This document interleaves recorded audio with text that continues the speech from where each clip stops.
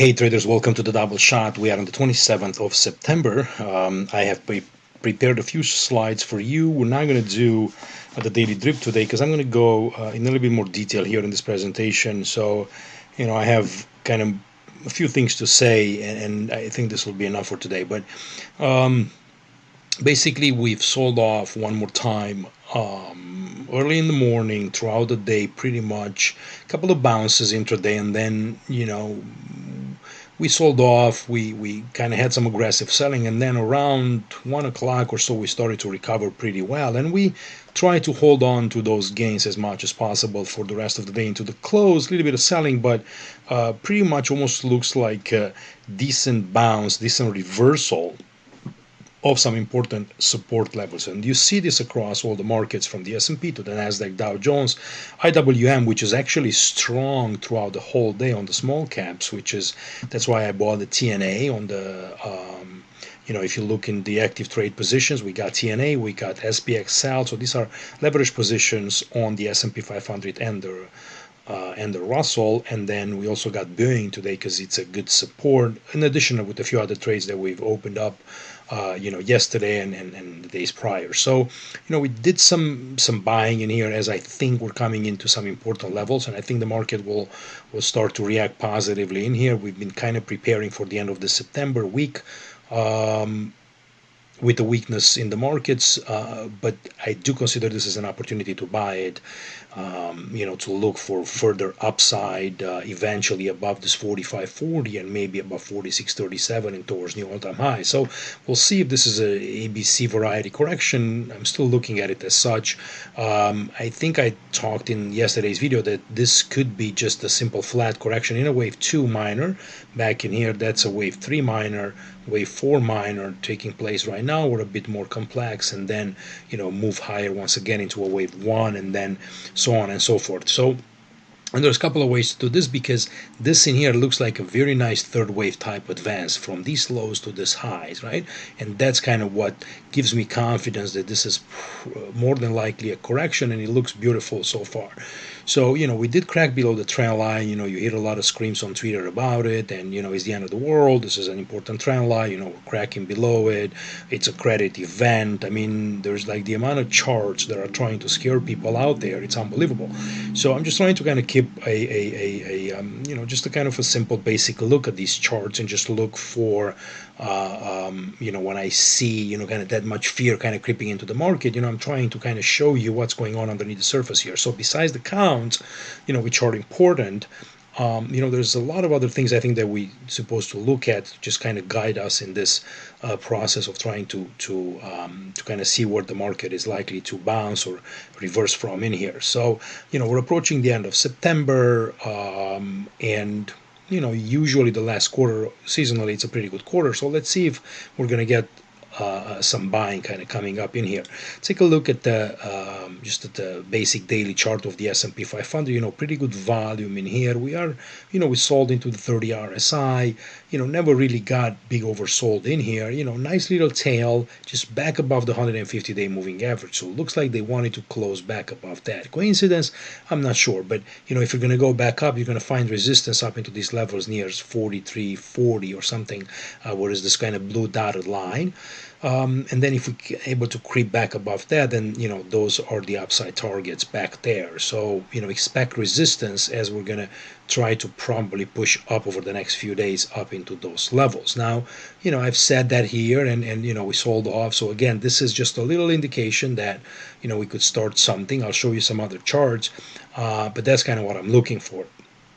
Now, the next one in here kind of shows you the S&P 500 on a daily time frame, and I talked about this into the yesterday update regarding the DeMark indicators, right? These are kind of counting the candles coming down, and I'm not sure if this is, I think this is a sequential, and it's coming down to a 9 buy setup. So usually when you get a 9, you get at least between 2 to 4 days of upside price action. You don't have to precisely get them all the time, but it's usually a pretty good indicator. So this shows exhaustion here on this on this kind of downtrend that we're having from these highs, this kind of swing back highs, which was also a 9, that kind of led to to more downside. Now, once you kind of get this, you start to count 1, and then you're supposed to kind of, after you get a correction, then you go down all the way, you make a 13. We'll see if that's the case or not, but this is a early indication that there could be some bounces coming, maybe all the way up here towards 435 in the SPY. This is the SPY in here. This one back here, I think it shows us, if I'm not mistaken, I forgot to put the ticker, but this is the dollar. So if you look, let me see this one. This is the TNX. So this is the dollar here on the weekly time frame as well. It's starting to post, and this is the UUP, and it's showing also a 9 cell setup in here as well. So the dollar, and if you look at the DXY, that's also having I'm waiting for this market to kind of update today to see what kind of number comes up, but also it's getting into those exhaustion signals as well. So take a look at the UUP, along with what I'm seeing in the rates as well here, both on the daily and on the weekly. We're getting 9s and 13th pretty soon, and these are kind of strong exhaustion of buyers up into these levels, about 463 on the yields. And take a look at the weekly time frame as well. So when you see that stuff, you kind of have to be a little bit contrarian, and I'm just kind of trying to look at everything I can to kind of provide a decent picture of kind of where we are in this sell-off, in this uptrend in yields, in the uptrend in the dollar, right? When people are getting a little bit scared, a little bit too bullish on this, kind of what size do we see? So, again, TNX on the daily in here, coming up into exhaustion. This week is not over, but it's more than likely gonna post a 13. Then you have a 9 in the dollar, also a 13 up there, I think, on the weeklies. You have a 9 on the S&P 500, and all of these are pointing towards the same direction of an upcoming bounce.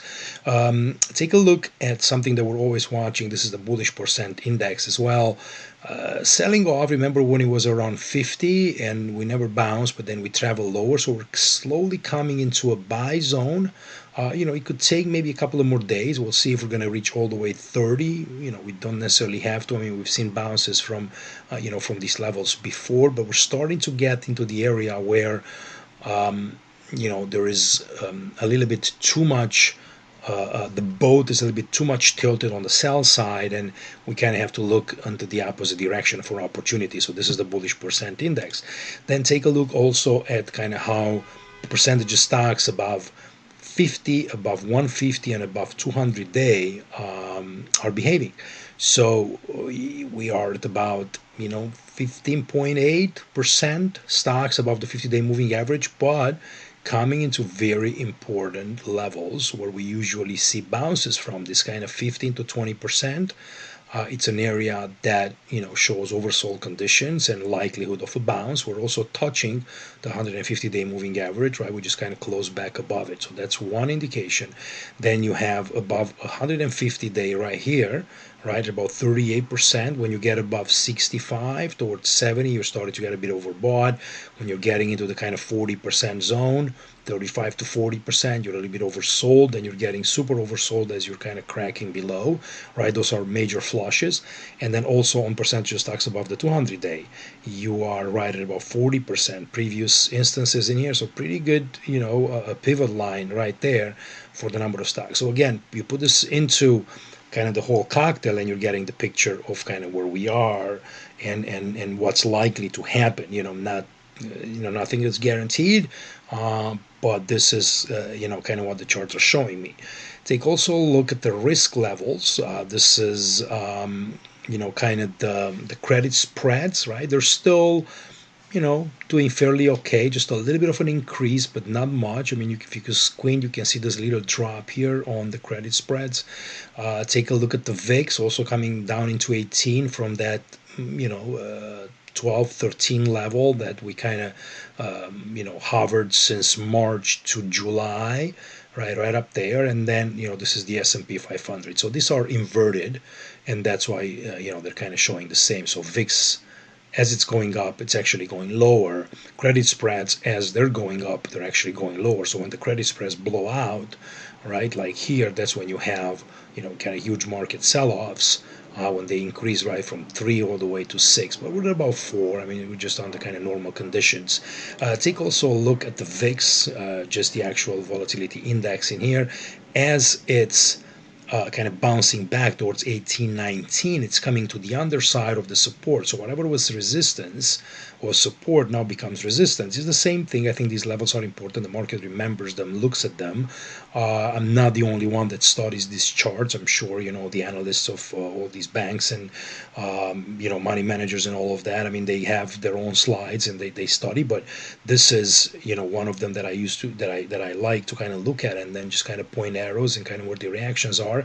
And I think eventually we might take one of these arrows and just kind of point it the other way, maybe as the lows come in, or the highs into the VIX come in, the lows in the market. So very interesting levels, definitely something to watch. And you can see how all of them are showing you kind of the same levels, right? From the DeMark indicators, from the VIX, from the moving averages, from some of the Elliott wave counts, stuff like that. And take a look also at kind of what's going on into the active investment managers. I just wanted to point out a very simple picture. They're not really flying into safety, right? With the sell-off that we've had here, in terms of a little bit of a correction, I would expect this red to be much bigger. And it's really holding the level that it actually had at the highs, right? So, they reduce a little bit of an exposure here, right? The investment managers from almost 100%. When they get too excited and a bit bullish, you're getting a bit of a reaction. But now they're about half invested, just kind of normal variation. But the risk flows are still kind of holding strong in here. There's not a real flight to safety per se. Then let's take a look also at the CPCE, the options equity put call ratio, still very elevated between 80 and 90. In here, that's a level that usually coincides with kind of market bottoms. You have a lot of traders continuing to buy puts. I mean, they've been buying, ever since we had the end of this correction, and they continue to be very, very elevated. I don't think that the market will reward the buying of these puts that easily, especially, kind of from what I've showed you before. So I do expect this to kind of get cleaned out with moves to the downside, and for these puts in here to expire worthless. Take a look at all the markets here. Just a quick visual of where the S&P is versus the 200-day moving average. So we're still in a bull market. I consider being in a bull market every time we are above the 200-day. I think that's a healthy market. Now we're coming back and retesting on the Dow Jones as well. We're still on the Nasdaq Composite, so this is not just the 100, the whole. I think 2,500 stocks in there or something like that, or 1,500. I got to check on that, but we are still. I mean, look, above the 200-day, below the 200-day, above the 200-day, come back and retest it. We'll see if we're going to get a bounce out of here. And the only market that's kind of, acting weak is the IWM, which is the Russell. But for the past couple of days, it's actually been holding relative strength versus the rest of the markets. I mean, this has been pretty much sideways since, the summer of last year. Not a whole lot has happened into this market. And then the last picture here just shows you just the inverse relationship. I mean, this is the correlation. Which it's most of the time it's negative, few times it's positive between the TNX, which is the 10-year yield, and stocks, right? So as the yields continue, I mean, for a period in here, as the yields were pushing higher, the stock market was also pushing higher, but we succumb to the pressure of higher yields, let's say, and the negative correlation kind of started to take place once again as the yields are trading 46.26. The market trades 4.26 on the SPY. So we need these yields to kind of start to kind of roll over for this market to kind of turn back around. Now, they don't have to crash. But they have to kind of stabilize and at least kind of move sideways for a while, which I think this is what some of these the mark signals are kind of telling us in here that this is kind of what's coming fairly soon. And just as people are getting, let's say, super crazy bullish on yields, we're getting into some kind of rarefied air zone. And we're probably going to find a 13 in here as well on the daily pretty soon, 10, 11, 12, maybe by tomorrow, and we can start to top out. So again, nothing is guaranteed, but these are usually things that happen. Look at this 13, look at this one. And this is a 9 and a 13 pretty soon, so there's a decent combination here that could tell us that the yields are about to reverse. So we'll continue to kind of monitor. I also have counts on this. I didn't show them here, but we are counting also the TNX and the rest of the markets just to kind of get a combination. I know this is Elliott Wave Cafe, and we're supposed to discuss Elliott Wave mostly, but the markets are not that simple, right? There's a lot more that kind of goes behind that's just pure Elliott wave count, and kind of the more tools we have to paint a larger picture, I think the better informed we are, right? So anyway, that's the whole thing for today. Thanks for watching. As always, I'll appreciate you, and I'll see you tomorrow. Bye.